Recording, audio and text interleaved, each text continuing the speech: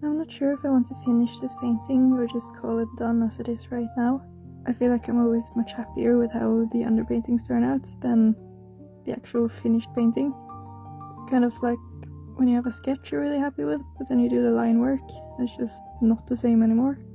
So I'm wondering if in the future I should focus more on keeping the underpainting visible and just adding glazes of color to add contrast. On one hand, I do like how it looks right now, but on the other, I don't feel like I'm done yet. Just feel like there's more I should do to it before I can call it done. So I think I just have to remind myself that I'm actually the one who decides whether I'm done or not. But I think I'm just gonna leave it as it is, at least for a while, and then I can come back to it later if I feel like it.